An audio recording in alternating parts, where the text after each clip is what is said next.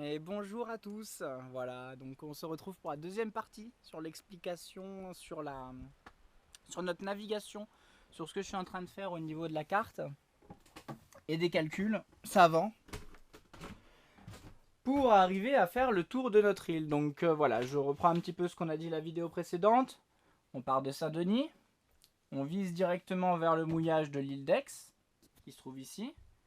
Une fois à l'île d'Aix, on passe la nuit devant le Fort Boyard pour profiter un petit peu, etc. Et le lendemain, à l'heure précise, donc c'est-à-dire quand la marée sera basse, on va dire, on va partir d'ici. Et le temps de partir, la marée va commencer à remonter un petit peu pour qu'on ait assez d'eau pour passer ce chenal de la mort. Parce que le chenal de la mort, comme je vous l'expliquais, il y a des au fond un peu partout. Malgré le fait qu'il soit bien balisé, en plus de ça, les bancs de sable bougent à cause de la mer, etc. Mais c'est surtout pour la partie d'après, parce qu'ici, il n'y a pas trop de courant, pas trop de vagues, etc. Donc c'est assez large encore. Donc c'est vraiment la partie, on va se concentrer à passer sous le pont à la bonne heure, etc. Voilà. Donc vous imaginez bien que moi je suis en solitaire, donc cette partie-là, vu qu'il faut prendre des caps différents à chaque cardinal ou à chaque bouée de chenal, on va la faire au moteur. Au moins le bateau sera plat, le bateau ira à la vitesse dont j'ai envie. Et en plus de ça, si vraiment j'ai besoin de faire une marche arrière, je peux faire une marche arrière, le moteur est déjà allumé, blablabla. Blablabla. Donc voilà, on va peut-être céder un petit peu du génois histoire de ne pas passer sans voile. Mais je veux faire cette partie au moteur. Je suis pas quelqu'un qui aime faire du moteur pour faire du moteur. Mais là, c'est une question de sécurité, si vous voulez. Donc à partir du moment où c'est de la sécurité, il ne faut pas hésiter à mettre le moteur. Il est là pour ça aussi. Voilà. Donc, nous venons de passer le pont. Sachant que le pont, une fois de plus, euh, le pont, il faut savoir, comme je vous ai expliqué les questions de hauteur, etc., il faut savoir que les gens qui sont passés sous le pont de l'île de Ré, alors qu'il y a 30 mètres, donc le double, ils ont tous eu l'impression que le bateau, que le mât allait toucher, que ça allait tout arracher, etc. Et il paraît que sous le pont de l'île de Léron, c'est encore pire. Donc voilà, moi ça va jouer à quelques mètres, quelques mètres. Donc on n'aura pas beaucoup de marge de manœuvre. Donc à mon avis, réflexe humain, on va rentrer la tête dans les épaules comme ça, plisser les yeux et puis attendre que ça passe et puis prier pour que ça passe. Voilà. C'est une question apparemment d'illusion d'optique. Enfin, vraiment, c'est plus une impression, si vous voulez, que vraiment les calculs, eux, ils seront faits et je serai sûr de passer. Sinon, je ne me risque pas à passer. Mais au niveau mathématique, ça sera bon au moment où je vais passer. Mais il paraît qu'il y a un réflexe humain, si vous voulez, à un moment où vous passez sous le pont, forcément, vous allez rentrer la tête dans les épaules. Bon, bref. Une fois qu'on a passé le pont, nous avons le banc du trompe-saut, comme vous pouvez le voir. Donc le trompe-saut qui porte bien son nom, il ne faut pas se rater et bien suivre là parce que vous avez un haut fond de 3 mètres qui se trouve au milieu. Donc si vous tracez tout droit, vous passez de 3 mètres de profondeur à 3 mètres de hauteur. Donc ça fait 6 mètres en quelques séries de vagues. Vous avez pris déjà 6 mètres dans la tête. Donc du coup, bien suivre le chenal qui a justement été refait il n'y a pas longtemps. Donc ça c'est une très bonne chose. Imaginez qu'ici, une fois qu'on a fait le tour du trompe-saut, on va devoir repasser là dans le petit chemin que vous voyez là. Vous imaginez bien comme c'est minuscule. Donc j'ai pris tous mes caps déjà. Je sais que là il faut faire cap sur tel truc, tel truc, tel truc, tel truc. Ici cap sur le château d'eau en attendant là. Et là on arrive à Plaisance, au port de Plaisance de Saint-Trojan. Donc il est possible qu'on s'arrête ici à une bouée pour attendre le moment opportun pour passer. Ce qui sera sûr, c'est qu'avant de passer ici, on aura l'impression que tout sera beau, tout sera plat, etc. Parce que quand j'irai, ça sera avec justement petit coef et petit vent. Donc on n'aura qu'une envie de passer. Mais il faut savoir que j'ai encore lu aujourd'hui, ces derniers jours, que ici on arrive à Montmusson. Et Montmusson, je vais vous raconter un petit peu. J'ai lu des choses horribles. Et depuis toujours, Montmusson, c'est un endroit très compliqué parce que je vais vous montrer avant d'en parler. Vous avez donc la Seudre qui se trouve ici. Donc c'est la rivière qui se trouve là. Et le pertuis d'Antioche qui arrive ici. Et donc tout se rejoint contre l'océan Atlantique, là, l'océan qui vient taper ici. Et en plus de ça, il y a ces fameux bancs de sable qui bougent, le banc des maths et la pointe de Gatso, le banc de Gatso. Et donc du coup, il faut imaginer que là, il y a plus 3 mètres encore, là, il y a plus 4 mètres, et là, il y a 10 mètres de profondeur. Imaginez le goulet que ça fait, sachant qu'il y a ça qui vient se jeter dedans, ça et ça dans l'autre sens. Donc ça fait un monstre de courant marin.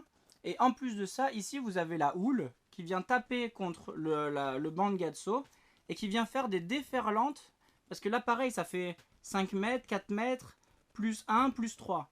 Donc forcément, l'eau, elle remonte et puis après, elle déferle. Donc vous avez des belles déferlantes tout le long qui n'atteignent très rarement, voire jamais, le centre. Voilà. Mais ça peut être très impressionnant de naviguer comme ça et de voir ces grosses déferlantes qui sont sur le côté. Voilà. Une fois qu'on a passé les courants, Montmusson, les déferlantes, le pont, le trompe-saut, qu'on a rasé la côte, etc. Si on arrive là, on est bien, on se met là, on va vers la bouée, vers ici, on se met au large. Et après, du coup, le but du jeu, c'est de finir la journée, parce que là, ça aurait été une grosse journée, ici au port de Plaisance qui se trouve au sud de la Cotinière. Sachant que la Cotinière est un port de pêche, donc théoriquement, à part en cas vraiment d'avarie, on n'a pas le droit de s'y mettre. Et moi, le but, une fois de plus, c'est de rester en mer. Donc ici, on voit qu'il y a un port d'échouage, un mouillage d'échouage, mais ici, il y a un mouillage en pleine mer. Donc si la mer est bonne, s'il n'y a pas trop de déferlantes, etc., on pourra se mettre là. Voilà. Et le lendemain, on repart cette fois au large. J'ai presque envie, je pense, d'aller un petit peu à l'extérieur de la carte. M'amuser un petit peu à l'extérieur de la carte pour savoir que ici, plus on prend large, mieux c'est, parce que c'est gavé de haut fond d'épaves, comme vous pouvez le voir, il y a des épaves de partout, et de déferlantes. Donc moi, j'ai vraiment envie de prendre large, donc on va faire un petit tour au large. Finir en passant devant Chassiron. Donc ça sera vraiment le passage clé, donc mon petit Caporne à moi, quoi, pour ceux qui font le vent des globes. Le Caporne, ça arrive quasiment à la fin, donc voilà, vous imaginez bien que moi, vers la fin, on sera quasiment à la fin, donc ça sera vraiment une petite victoire, et après ici, je connais par cœur, et puis on rentrera à la maison, ici. Donc voilà, le but, c'est vraiment de faire le tour de cette île, sachant que jusque là, ça va, je connais, je l'ai déjà fait en plus. Une fois qu'on arrive ici, c'est très compliqué à cause justement du fond, à cause de tout ce qui est en vert. Vous imaginez bien une fois de plus que tout ce qui est en vert là, c'est ce qui ressort à marée basse. Et plus le fait qu'il y ait 10 cm d'eau à marée basse là où c'est bleu. Donc ça va être très chaud. Le passage du pont qui va être clé aussi au niveau de la hauteur. Le passage de Montmusson qui va être, le pertuis de Montmusson qui va être clé au niveau des courants, etc. Donc bon, moi je suis content d'avoir fait la révision de mon moteur, d'avoir un bon moteur qui marche, etc. Donc pas de souci à ce niveau-là. On verra, ça sera quand même la découverte. Un petit passage comme ça avec un mouillage en plein cette fois sur la côte sauvage de l'île d'Oléron. Donc là, ça risque de bouger. Hein. On va être là où il y a les surfeurs d'habitude. Et après, une magnifique dernière journée au large, en prenant large et en passant devant Chassiron pour compléter le tour de l'île. Voilà. Donc écoutez, moi, je me renseigne, j'ai pris beaucoup de notes. Comme vous avez pu le voir, il faut qu'il y ait énormément de conditions qui se suivent, qui s'enchaînent. Surtout avoir du petit vent pendant un petit coef. Voilà. Donc c'est pas pour tout de suite. Je vais continuer un petit peu à bosser tout ça. Je suis ouvert à vos conseils si vous l'avez fait. Parce que si vous ne l'avez pas fait, pas cette fois-là, parce que j'ai vraiment besoin de certitude. Et même, voilà, il faut vraiment que j'y aille, si vous voulez, un petit peu de ma propre personne et que je fasse tout moi-même. Maintenant, si vous avez des bons conseils, si vous y êtes allé, vous savez que si, ça, etc., pourquoi pas, moi je suis ouvert à tout bon conseil, sans souci. Voilà. Donc, voilà, le petit récapitulatif, on va faire le tour de l'île en 3 jours, avec 2 nuits en mer, au mouillage, accroché à une bouée pour pas avoir de soucis. Moi, pour l'instant, j'ai rarement utilisé l'encre, donc je préfère m'accrocher à une bouée que je sais qu'il y a un corps mort en dessous, une bouée d'amarrage, donc il n'y a pas de souci là-dessus, même si ça bouge un petit peu, etc. Donc passer 2 nuits en mer, passage sous le pont, passage du fameux pertuis de Montmusson, sachant qu'il y a des légendes de grand-mère qui expliquent qu'il y a des tourbillons qui entraînaient les bateaux, qui les faisaient sombrer au fond du Pertuis, etc. Et encore, il n'y a pas longtemps, il y a des gens qui s'échouent là-bas, et régulièrement, il y a des gens qui s'échouent là-bas. J'ai lu des trucs, mais il y avait écrit si vous passez par là, mais c'est que vous êtes pris par le démon et que vous, il n'y a rien de, enfin, voilà, il y a plein d'autres. Normalement, les gens préféreraient faire le tour de l'île. Moi, j'y vais justement pour tout ça. J'y vais pour apprendre. J'y vais pour un petit peu, bah justement, voilà, apprendre à partir dans des eaux que je connais pas et surtout avec beaucoup de problèmes de courant et de fond. C'est vraiment les deux trucs que j'ai pas trop rencontrés pour l'instant. Voilà, en plus du fait que ça me tient à cœur de faire cette sortie. Voilà, donc je pense avoir fait un petit peu le tour. Je vais vous expliquer un petit peu peut-être ma démarche. Donc la carte, je l'ai analysée en long, en large, en travers. Ça, c'est pas grand-chose. C'est qu'une petite partie. J'ai appelé donc à Chassiron, ils ont un centre de surveillance au sémaphore de Chassiron. Donc je les ai appelés, j'ai eu contact avec eux, ils m'ont donné plusieurs renseignements. On va se suivre lors de mon parcours. Je vais leur donner 2 checks par jour par exemple, avec une fourchette d'horaire, et donc comme ça ils vont me suivre et ils sauront à chaque fois que j'ai passé tel cap, tel cap, tel cap, tel cap. Donc voilà, à peu près 2 fois par jour on va se contacter pour pouvoir avoir un suivi. Je vais prévenir le Cross Etel aussi, comme ça sur le canal 16, je leur demander qu'on passe sur un autre canal, etc. Leur prévenir un petit peu de ma nave, de ma sortie, etc. Je sais qu'ils aiment bien ça et du coup ça permet de mettre en confiance tout le monde. Donc voilà, au niveau des secours, c'est ce qui sera fait. Au niveau du planning, voilà, une fois de plus, j'ai demandé un petit peu aux accastilleurs, aux capitaineries différentes, etc. Les conseils, est-ce qu'on peut s'échouer, est-ce qu'on peut pas s'échouer, etc. Donc voilà pour ce qui est des mouillages. Et puis après, ce qui est de la nave, le bateau est prêt, il attend que ça. Moi, je suis prêt aussi, mais j'ai encore beaucoup de...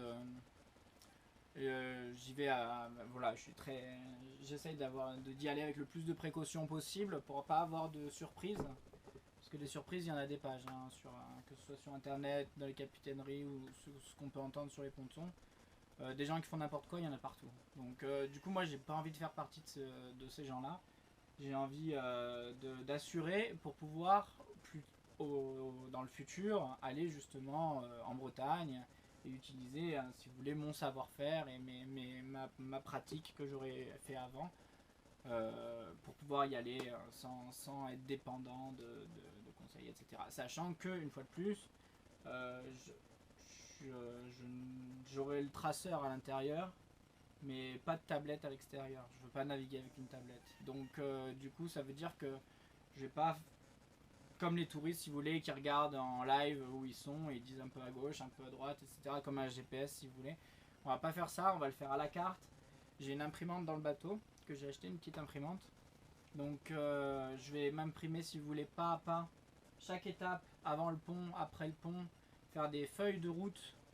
Et ça va être un petit peu plus, si vous voulez, comme un copilote de rallye qui a donc à tel virage, tel degré, tel cap, telle vitesse, tel truc, etc. Chaque truc sera marqué telle bouée, telle couleur, tel cardinal, etc.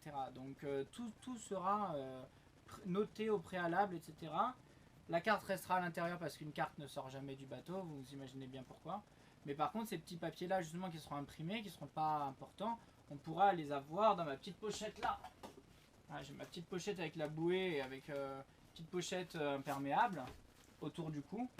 Et je pourrais feuilleter comme ça au fil de la navigation. Je pourrais à chaque fois regarder et voir où j'en suis, etc. Donc voilà, on va faire que du papier comme je l'ai écrit, comme j'ai appris, pardon, papier, crayon. Et puis voilà, pour le reste, voilà, je suis ravi de vous partager tout ça.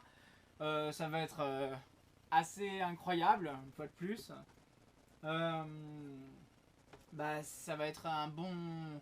Voilà, on met la seconde, c'est-à-dire que pour la première fois, on va partir sans rentrer, que ce soit dans la même marée ou à la marée suivante, quoi. Là, on va vraiment faire 3 jours en mer non-stop et tout, donc ça demande aussi d'autres choses, etc. Je vais me prendre un un micro panneau solaire pour pouvoir au moins brancher la GoPro, pour pouvoir vous fournir en vidéo, que la GoPro me lâche pas en plein milieu du périple avant Châssiron, parce que là ça serait vraiment un drame.